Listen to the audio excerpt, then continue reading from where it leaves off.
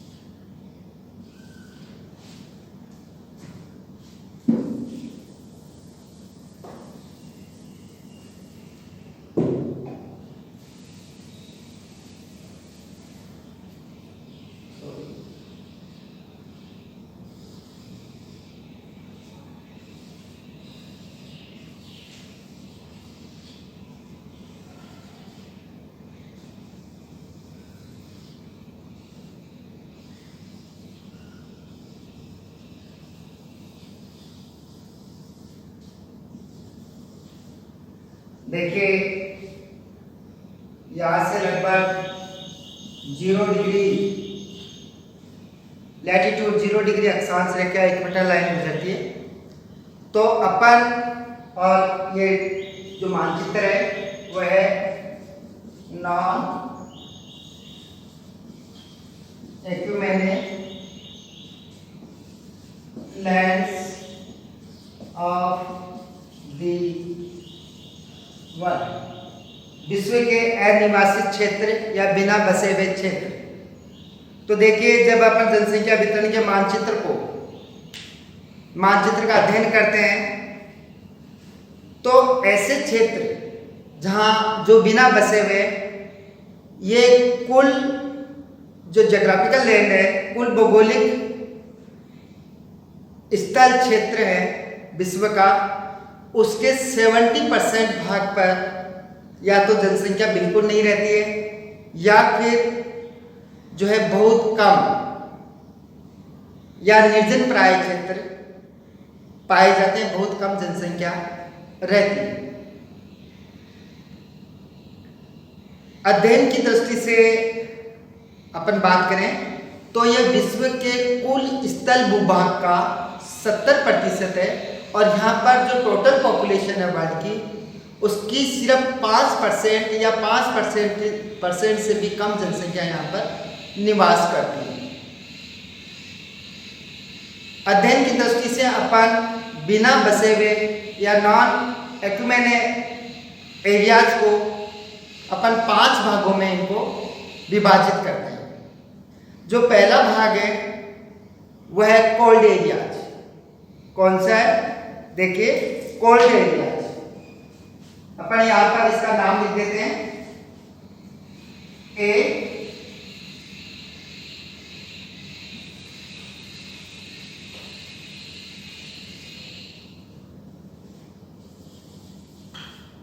Cold areas. Cold areas मतलब विश्व के शीत या अति शीत प्रदेश। विश्व के जो है बहुत सारे विस्तृत भूभाग ऐसे हैं जहां पर वो एरिया हमेशा आइस कोटेड रहता है, हिमाच्छादित रहता है और ज्यादातर भाग पर वर्ष भर हिम जमी रहती है। तो ऐसे भागों की अगर अपन बात करें कि यहाँ पर ऐसे क्षेत्र कौन कौन से हैं जो अति शीत प्रदेश के अंदर आते हैं, तो अति शीत प्रदेश के अंदर जो है मुख्यतया एक तो पूरा का पूरा अंटार्कटिका महाद्वीपीय क्षेत्र। अंटार्कटिका महाद्वीपीय क्षेत्र देखिए साउथ पोल के पास में, उसके चारों तरफ यहाँ फैला हुआ है अंटार्कटिका महाद्वीप या अंटार्कटिका कॉन्टिनेंट। यहाँ पर साल भर बर्फ जमी रहती है और यहाँ पर कोई भी व्यक्ति जो है स्थायी रूप से निवास नहीं करता है। सिर्फ रिसर्च स्टेशन यहाँ पर है और शोध केंद्र बनाए हुए हैं और जैसे गंगोत्री है, मैत्री है, तो ये शोध केंद्र भारत के भी हैं, दूसरे विश्व के दूसरे देशों के भी हैं। तो यहाँ पर इसके अलावा यहाँ पर कोई भी स्थायी दृष्टि से मनुष्य या मानव नहीं रहता है, सिर्फ शोधकर्ताओं के रिसर्चर्स के अलावा। इसके अलावा आप लोगों को पता है ये ग्रीनलैंड है।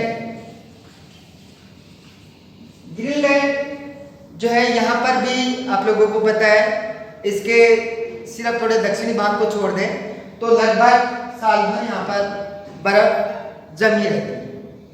इसके अलावा आर्कटिक ओशन, जो नॉर्थ पोल है उसके चारों तरफ यहाँ पर आर्कटिक ओशन है, आर्कटिक महासागर है। इस क्षेत्र में भी बर्फ हमेशा जमी रहती है।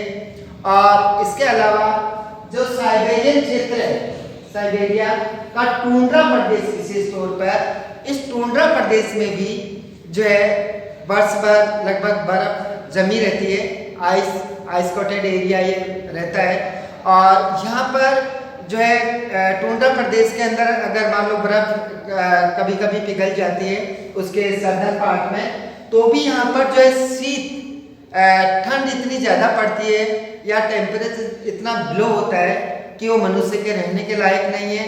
और यहाँ पर निम्न तापमान के कारण और सूर्य के अभाव के कारण, सूर्य ताप के अभाव के कारण या तापमान की बहुत कमी के कारण और वर्षा के अभाव के कारण और मिट्टियाँ अनुपजाऊ होने के कारण यहाँ पर कृषि कार्य नहीं के बराबर होते हैं। इसलिए विशेष तौर पर अंटार्कटिक कॉन्टिनेंट, आर्कटिक ओशन का एरिया, ग्रीनलैंड और साइबेरिया वाला क्षेत्र, जिसके अंदर आपको पता है इधर कनाडा वाला एरिया भी इसके अंदर जो है टुंड्रा प्रदेशों के अंदर आता है। और ये प्रदेश, इन प्रदेशों के अंदर यहाँ बर्फ जमी रहती है और उस कारण बहुत कम तापमान या बहुत अधिक ठंड के कारण इधर लोग बहुत कम निवास करते हैं। तो 2-3 कारण मैंने यहाँ पर, एक तो जलवायु जो है बहुत शीत होती है यहाँ पर, वर्षा की यहाँ पर कमी होती है, तापमान यहाँ बहुत कम होता है और बर्फ जमी रहने के कारण यहाँ पर जो जनसंख्या बहुत कम पाई जाती है, क्योंकि यहाँ पर कृषि कार्य और अन्य मनुष्य के जीविकोपार्जन की आर्थिक क्रियाएं जो है नहीं के बराबर होती है। दूसरा जो अपन बात करेंगे वो है हॉट डेजर्ट। पहला आपको बता कोल्ड एरियाज वाले आप लोगों ने पढ़ा, कोल्ड एरियाज के बाद में अपन बात करेंगे हॉट डेजर्ट मतलब उष्ण मंडल। ये कौन सा है? 4 डेजर्ट। आप लोगों को पता है जो उष्ण मरुस्थल जो है विश्व के कई भागों के अंदर फैले हुए हैं।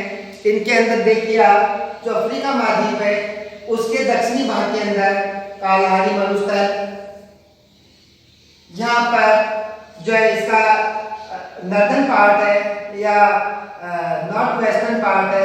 यहाँ पर देखिए सहारा डेजर्ट, यहाँ देखिए भारत पाकिस्तान का जो ये एरिया है बॉर्डर का, स्पेशली राजस्थान और पाकिस्तान वाला बॉर्डर वाला एरिया, यहाँ पर जो है थार डेजर्ट, सहारा डेजर्ट, और यहाँ पर जो है ऑस्ट्रेलिया के अंदर जो ऑस्ट्रेलिया का जो पश्चिमी भाग है यहाँ पर जो है उष्ण मरुस्थल पाया जाता है। इसके अलावा जो है ये जो अरेबियन कंट्रीज है यहाँ पर फॉर इसमें यहाँ पर अरब का डेजर्ट और मेक्सिको का, अरब का, और अटाकामा का मरुस्थल आप लोगों को पता है, यहाँ पर अटाकामा का मरुस्थल फैला हुआ है। तो सारा, कालाहारी, पश्चिमी ऑस्ट्रेलिया, जो है थार का डेजर्ट, अटाकामा का, अरब का मरुस्थल, मैक्सिकम, तो ये जो है डेजर्ट है ये विश्व के उष्ण डेजर्ट है। यहाँ पर तापमान बहुत अधिक पाया जाता है और रेतीली यहाँ पर मृदा पाई जाती है, सैंड ड्यून्स पाए जाते हैं, वर्षा की मात्रा बहुत कम पाई जाती है। इसलिए यहाँ पर मनुष्य के जीविकोपार्जन के लिए, उसके रहने के लिए जो है अनसुटेबल जोग्राफिकल कंडीशंस पाई जाती है, विषम जलवायु और भौगोलिक दशाएं पाए जाने के कारण मनुष्य अपने आर्थिक क्रियाकलापों को प्रॉपर अंजाम नहीं दे पाता और जीविकोपार्जन जो है करने के लिए व्यक्ति को यहाँ संघर्ष करना पड़ता है। इसलिए चाहे वो सहारा का मरुस्थल हो, चाहे कालाहारी का मरुस्थल हो, चाहे अटाकामा का अमेरिका वाला हो, चाहे थार का डेजर्ट हो, ये सारे के सारे जो उष्ण मरुस्थल है यहाँ पर जनसंख्या बहुत कम मात्रा के अंदर रहती है। ये क्षेत्र निर्जन प्राय रहते। दूसरा जो मरुस्थल पाए जाते हैं वो एक तो वो डेजर्ट पाए जाते हैं जो ट्रॉपिकल एरिया में पाए जाते हैं, दूसरे मिड लैटिट्यूड डेजर्ट,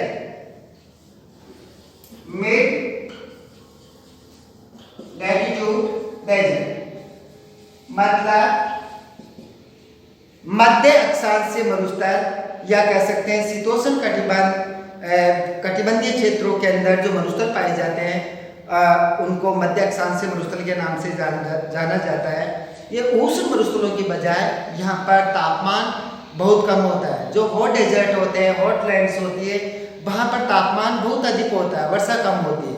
लेकिन यहाँ की अलग समस्या है, यहाँ पर जो है तापमान बहुत कम होता है और जो है यहाँ पर भी वर्षा के अभाव होता है।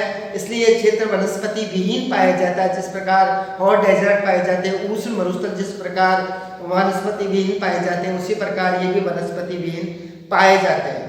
विशेष तौर पर कौन कौन से ऐसे मरुस्थल हैं जो मिड लैटिट्यूड मध्य अक्षांशीय मरुस्थल है या जिनको शीत मरुस्थल या शीतोष्ण मरुस्थल के नाम से जानते हैं, उनमें पहला मंगोलिया का गोबी का मरुस्थल आप लोगों को पता है। यहाँ पर जो है मंगोलिया जो देश है, यहाँ पर गोबी का मरुस्थल है, गोबी डेजर्ट। ये किसमें आता है? कई बार कॉम्पिटिटिव एग्जाम से पूछा जाता है कि इनमें से शीत मरुस्थल कौन सा है, कि 2 या 3 शीत मरुस्थलों के नाम लिखिए। तो मंगोलिया का गोबी का मरुस्थल, इसके अलावा सिक्किम का मरुस्थल चाइना के अंदर, यहाँ पर सिक्किम का मरुस्थल, ये भी मध्य अक्षांशीय या शीत मरुस्थल के नाम से जानते हैं। मैक्सिको का मरुस्थल आपको पता है, यहाँ पर मैक्सिको कंट्रीज है, यहाँ पर मैक्सिको का मरुस्थल है, मध्य अक्षांशीय लैटिट्यूड मध्य अक्षांशीय क्षेत्रों में स्थित है ये भी।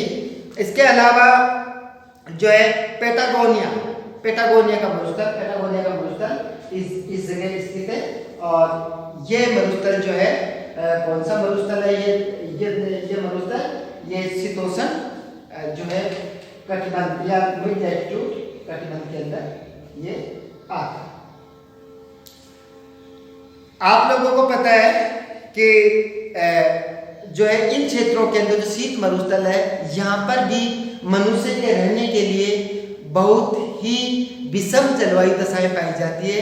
यहाँ पर तापमान कम पाया जाता है और यहाँ पर भी उष्ण मरुस्थलों की तरह वर्षा का अभाव होता है और जो मृदा है वो फर्टाइल क्वालिटी की नहीं होती है, अनुपजाऊ टाइप की मृदा होती है। इसलिए मनुष्य के जीविकोपार्जन में समस्या आने के कारण जो विश्व के जितने भी शीत मरुस्थल या शीतोष्ण मरुस्थल है, मध्य अक्षांशीय मरुस्थल है, चाहे वो पैटागोनिया का मरुस्थल हो, चाहे वो गोबी का मरुस्थल हो, चाहे वो मैक्सिको का मरुस्थल हो, चाहे वो सिक्किम का मरुस्थल हो, इन मरुस्थलों के अंदर विषम जलवायु या विषम भौगोलिक दशाएं पाए जाने के कारण मनुष्य नहीं के बराबर रहता है। देखिए फोर्थ प्रदेश जहाँ पर जो है जनसंख्या नहीं के बराबर है या बिल्कुल नहीं है, वो है इक्वेटोरियल मतलब विषुवत रेखा। मैंने आप लोगों को बताया 0 डिग्री अक्षांश रेखा का प्रदेश, इसके विषुवत रेखा के दोनों तरफ वाला प्रदेश ये विषुवत रेखीय प्रदेश कहलाता है। विषुवत रेखीय इक्वेटोरियल हॉट वेट एरिया मतलब विषुवत रेखीय उष्ण आर्द्र प्रदेश। यहाँ पर क्या होता है आप लोगों को पता है कि विषुवत रेखा के ऊपर सूर्य की किरणें सीधी पड़ती है और सूर्य की किरणें सीधी की पड़ने के कारण यहाँ पर तापमान उच्च रहता है। तापमान ऊंचा रहता है पहली वजह कि उच्च तापमान के कारण यहाँ पर लोग रहना पसंद नहीं करते हैं, और दूसरी इसकी वजह कि यहाँ पर क्योंकि वाष्पीकरण एवेपोरेशन और ट्रांसपिरेशन दोनों ज़्यादा होते हैं, वाष्पीकरण और वाष्प उत्सर्जन दोनों ज़्यादा होते हैं। इस कारण जो है यहाँ पर अति आर्द्र ये प्रदेश पाया जाता है। तो उष्ण और आर्द्र मतलब उष्णता की विशेषता है और आर्द्रता की विशेषता होने के कारण ये प्रदेश उष्ण आर्द्र प्रदेश कहलाता है। तो विषुवत रेखीय उष्ण आर्द्र प्रदेश में भी जनसंख्या नहीं के बराबर पाई जाती है। कारण इसका विशेष तौर पर विषम जलवायु का पाया जाना है, क्योंकि यहाँ पर तापमान बहुत ऊंचा होता है और वर्षा भी बहुत अधिक होती है, और उष्ण आर्द्र परिस्थितियों के कारण यहाँ पर ज़्यादातर एपिडेमिक का मतलब महामारियाँ, एक पर्टिकुलर एरिया के अंदर अगर कोई महामारी होती है तो उसको एपिडेमिक कहते हैं। और जब पूरे विश्व स्तर पर कोई अगर मान लो कोई महामारी फैलती है उसको पैंडेमिक कहते हैं। जैसे आप लोगों को पता है अभी कोरोना की समस्या चल रही है तो ये पैंडेमिक है, विश्व की महामारी है। लेकिन एपिडेमिक एक पर्टिकुलर क्षेत्रों के अंदर ये महामारी पाई जाती है। तो उष्ण आर्द्र प्रदेशों के अंदर मक्खियों की अधिकता के कारण, अन्य जीव जंतुओं के कारण, क्योंकि यहाँ पर हॉट वेट क्लाइमेट पाई जाती है, इसलिए यहाँ पर बहुत सारी महामारियाँ होती रहती है। इसलिए लोग यहाँ पर माइग्रेट होके भी नहीं आते। आप लोगों को पता है यूरोपियन तो जो लोग हैं वो जो है अमेरिका के अंदर चले गए, इधर उन्होंने जो है यहाँ पर विषुवत रेखीय प्रदेश के अलावा यहाँ पर उपनिवेश अमेरिका में, अफ्रीका में भी बनाए। इधर जो है एशिया महाद्वीप के अंदर जो है कई देशों के अंदर इन्होंने अपने उपनिवेश स्थापित किए, सभी महाद्वीपों में करीब करीब। लेकिन विषुवत रेखीय प्रदेशों को जो है यूरोपीय जो लोग हैं यूरोपियन कंट्रीज के, उन लोगों ने इस क्षेत्र के अंदर माइग्रेशन नहीं किया, अपने उपनिवेश स्थापित नहीं किए हैं, या बहुत कम ये लोग माइग्रेट हो पाए हैं यहाँ पर। वो इसीलिए क्योंकि यहाँ पर महामारियाँ रहती हैं और मनुष्य के रहने के लिए यहाँ पर अनुकूल जलवायु परिस्थितियाँ नहीं है, क्योंकि यहाँ पर उच्च तापमान पाया जाता है, अति उच्च तापमान पाया जाता है, अति उच्च वर्षा होती है, और यहाँ पर सघन वन पाए जाते हैं, और यहाँ पर पैंडेमिक की प्रॉब्लम पाई जाती एपिडेमिक की प्रॉब्लम पाई जाती है महामारियों के। इसलिए लोग यहाँ पर नहीं के बराबर रहते हैं। ठीक है, विशेष तौर पर अगर अपन उदाहरण की बात करें तो कांगो बेसिन, आप लोगों को पता है यहाँ पर कांगो रिवर है। तो कांगो रिवर का जो एरिया है, ये एरिया कांगो एरिया जो है, कांगो रिवर का जो कैचमेंट एरिया है, यहाँ पर जो है जनसंख्या नहीं के बराबर है, क्योंकि यहाँ पर बहुत अधिक जो है तापमान होता है, बहुत अधिक वर्षा होती है, बहुत घने जंगल पाए जाते हैं और यहाँ पर एपिडेमिक महामारियों की भरमार रहती है आता है, इसलिए यहाँ पर लोग नहीं के बराबर रहते हैं। इसके अलावा आप देखिए अमेजन बेसिन, आपको पता है जो दक्षिण अमेरिका है, दक्षिण अमेरिका जो नॉर्थ ईस्टर्न पार्ट है, यहाँ पर अमेजन जो कैचमेंट एरिया अमेजन बेसिन है।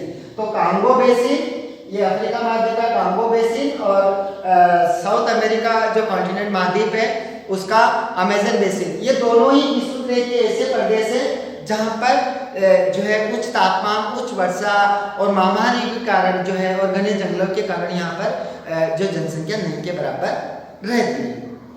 फोर्थ जो एरिया है जहाँ जो बिना बसा हुआ है, फिफ्थ जो एरिया है जो विश्व का बिना बसा हुआ है, नॉन एक्यूमेन है, जहाँ पर जनसंख्या नहीं के बराबर रहती है, वो पांचवा जो प्रदेश है या भूभाग है, वो भूभाग है हाई माउंटेन्स एरिया, उच्च पर्वतीय क्षेत्र।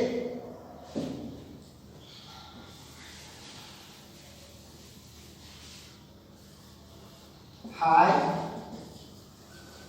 माउंटेनस एरिया,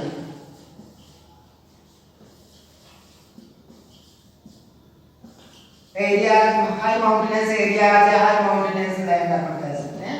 उच्च पर्वतीय क्षेत्र, उच्च पर्वतीय क्षेत्र आप लोगों को पता है कि अर्थ सरफेस, पृथ्वी के धरातल से जैसे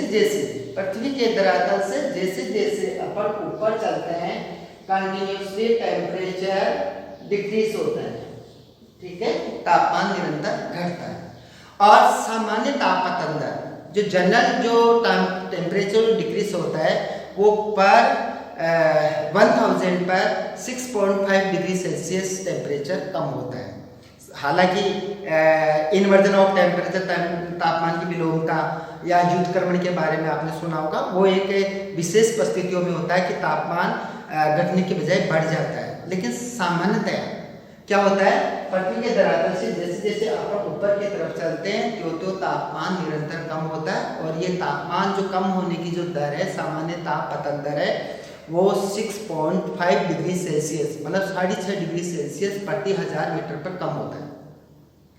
विश्व में बहुत सारे ऐसे उच्च पर्वतीय क्षेत्र हैं जिनकी ऊंचाई इतनी अधिक है कि वहां पर तापमान बहुत कम हो जाता है, फ्रीजिंग पॉइंट पर आ जाता है। इस कारण उन पर्वतीय क्षेत्रों पर जो बहुत उच्च पर्वतीय क्षेत्र हैं विश्व के, वहां पर बर्फ जमी हुई रहती है। फॉर एग्जाम्पल ऐसे कौन कौन से पर्वतीय प्रदेश है जहां पर वर्ष भर बर्फ जमी रहती है, थ्रू आउट ईयर्स जो बर्फ जमी रहती है, आइस कोटेड रहते हैं। ऐसे प्रदेश आप देखिए, चाहे अफ्रीका महाद्वीप का चाहे एटलस पर्वत हो, चाहे ये इसका दक्षिण अमेरिका का एंडीज पर्वत हो, चाहे नॉर्थ अमेरिका का रॉकीज पर्वत हो, चाहे जो है यूरोप का जो है यूराल और जो है आल्प्स पर्वत हो, चाहे एशिया महाद्वीप का हिमालय माउंटेन हो, हिमालय पर्वत हो, ये सारे के सारे जो पर्वतीय क्षेत्र, उच्च पर्वतीय क्षेत्र है, इन पर्वतों की ऊंचाई इतनी अधिक है कि यहाँ पर तापमान बहुत कम पाया जाता है और तापमान कम पाए जाने के साथ साथ यहाँ पर वर्षा की बहुत कमी होती है। यहाँ पर स्टीप स्लोप पाया जाता है, तीव्र ढाल पाया जाता है, इसलिए मिट्टियों का प्रॉपर यहाँ पर निर्माण नहीं हो पाता है।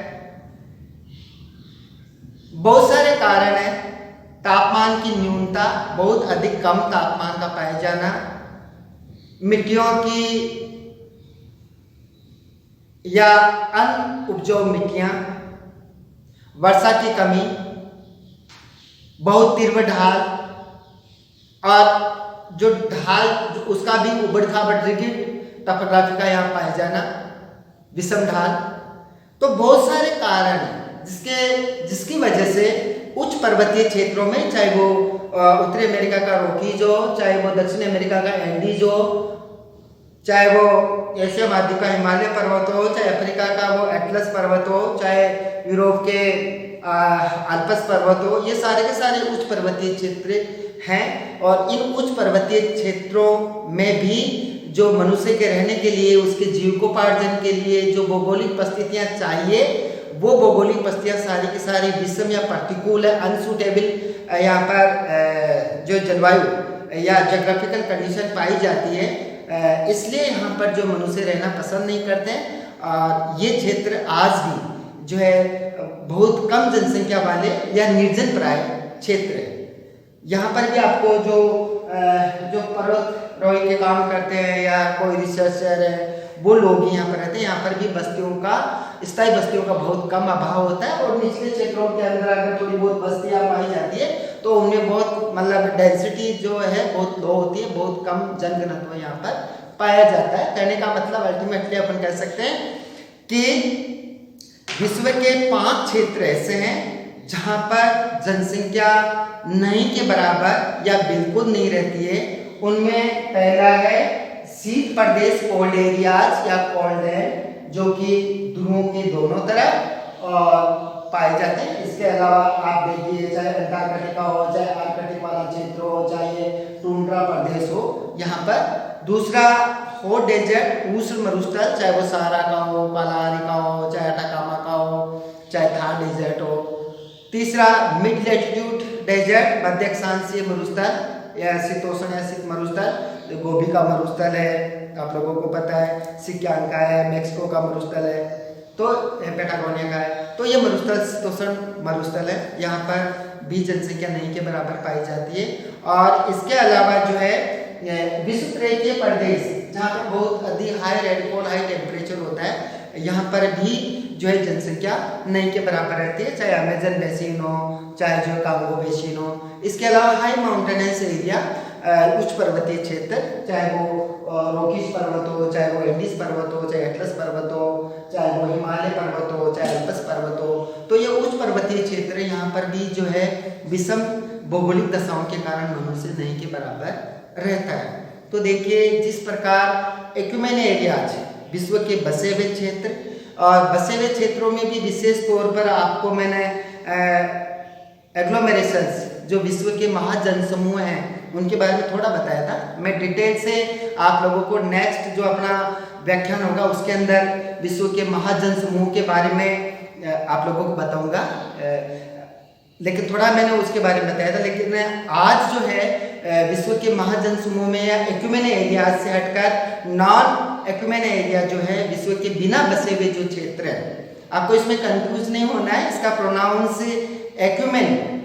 एक्यूमेने भी होता है, एक्यूमेने भी होता है, ठीक है। ये प्रोनाउंस की बात है आपकी, तो कोई दिक्कत नहीं। एक्यूमेने या एक्यूमेने एरियाज या लैंड्स वर्ल्ड की जो विश्व के बिना बसे हुए क्षेत्र है, इनकी अपन ने जो है विस्तृत चर्चा करने की कोशिश करिए। आपको निश्चित रूप से ये आज का व्याख्यान समझ में आया होगा। उसका आप लोगों को बहुत फायदा मिलेगा, क्योंकि कॉम्पिटिटिव एग्जाम्स के अंदर कई बार पूछा जाता है कि कौन कौन से बिना बसे हुए क्षेत्र हैं, या बिना जो विश्व के बिना बसे हुए जो क्षेत्र है, चाहे उच्च पर्वतीय क्षेत्र, वहाँ पर जनसंख्या क्यों नहीं रहती है, क्या कारण है, इसके पीछे रिस्पॉन्सिबल फैक्टर क्या है, या हॉट उष्ण मरुस्थल कौन कौन से विश्व के, बहुत बार पूछा जाता है कि विश्व के उष्ण मरुस्थल क्यों हैं, और विश्व के जितने भी हॉट डेजर्ट है, उष्ण मरुस्थल है, वो महाद्वीपों के पश्चिमी किनारों पर ही क्यों है, चाहे वो ये क्या नाम है इसका, चाहे वो सहारा का मरुस्थल हो, चाहे वो कालाहारी का मरुस्थल हो, सहारा का मरुस्थल हो, चाहे वो यहाँ पर जो है ये अटाकामा का मरुस्थल हो, चाहे थार का डेजर्ट हो, सारे के सारे जो मरुस्थल है विश्व के उष्ण मरुस्थल है, ये महाद्वीपों के पूर्वी किनारों पर ही स्थित है। और इसके पीछे बहुत सारे कारण हैं, क्योंकि यहाँ तक, क्योंकि ज़्यादातर जो पवने हैं, जो ईस्टर्न जो पवने हैं या ट्रेड विंड्स है, वो आते आते यहाँ पर जो है उनमें नमी की मात्रा कम हो जाती है। इसलिए महाद्वीपों के पश्चिमी किनारों पर ज़्यादा वर्षा होती है, पूर्वी किनारों पर ज़्यादा वर्षा होती है, जबकि पश्चिमी किनारों पर कम वर्षा होती है।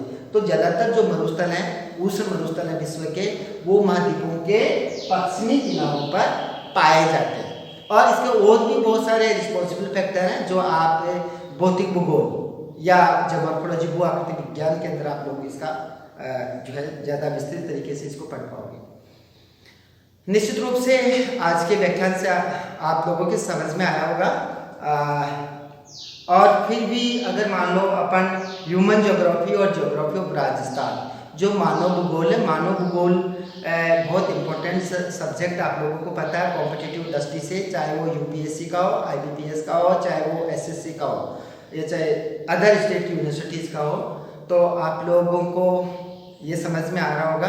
बाय द वे, आप लोगों को किसी भी प्रकार की कोई समस्या हो सिलेबस को लेके, कोई भी आपकी क्यूरी हो, कोई भी पर्सन हो कि कैसे अपन को यूनिवर्सिटी एग्जाम्स की तैयारी करनी है, कैसे अपन को जो कॉम्पिटिटिव एग्जाम्स की तैयारी करनी है, तो आप अगर मान लो आप लोगों के पास कोई पर्सन हो, कोई क्वेरीज हो, आप लोग उसको आप पूछना चाहते हैं तो कोई दिक्कत नहीं है। आप लोग जो है अपना जो व्हाट्सएप ग्रुप है, और दूसरी बात व्हाट्सएप नंबर भी इसके अंदर मेरे आप लोगों के पास है ग्रुप में। और तीसरा, आप लोग यूट्यूब चैनल है, यूट्यूब चैनल का जो कमेंट बॉक्स है, उस कमेंट बॉक्स में अपना जो पर्सन है वो रख सकते हैं। निश्चित रूप से आपकी जो भी क्वेरीज होगी, क्वेरीज का सॉल्यूशन किया जाएगा, आपकी जो भी समस्या होगी उसका समाधान आपको उचित समाधान बताया जाएगा। आज बस इतना ही। Thank you so much.